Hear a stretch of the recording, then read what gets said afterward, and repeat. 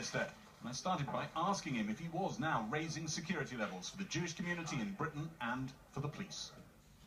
Yes, and that's what we discussed with the intelligence and security and policing services in the meeting I held earlier this week.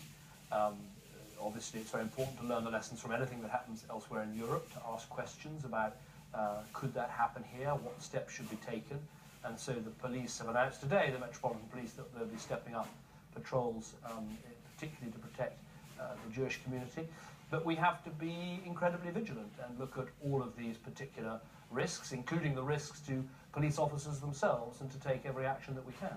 Is it because you've got specific threats that you're aware of, or is it more about giving reassurance? Well, we don't give a running commentary on specific threats, but these steps were taken because of what happened in Paris and because of the situation that we face generally. What does it mean if you've got a threat level raised for the police? They're obviously, some of them are feeling quite unnerved by a sense that they're under surveillance. But all these threat levels, whether the general threat level, which is the one that we refer to most frequently, which is now severe, or individual threat levels to individual sectors or organisations, these are set by reference to the threats that we believe we face. They're set by the Joint Terrorism Assessment Centre, not by politicians.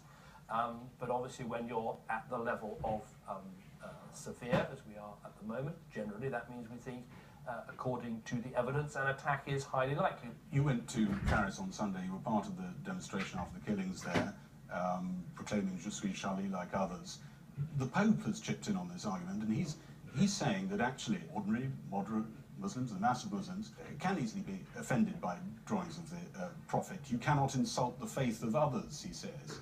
You know what he's saying there? He's riding to their defence and saying, actually, we shouldn't have these images. Do you agree with him? No, I think it's a very important distinction we need to make here. Of course, Muslims can be offended by a particular cartoon, just as a Christian, I might be offended if someone said something dreadful about Jesus. So, of course, we should have an open debate about what's appropriate and how we should treat each other. But in the end of the day, we live in a free country where if a newspaper or magazine wants to publish something within the law, they should be free to make that judgment. And I back them in making that judgment, even if, I don't like the particular product they might produce. And in this case, you don't?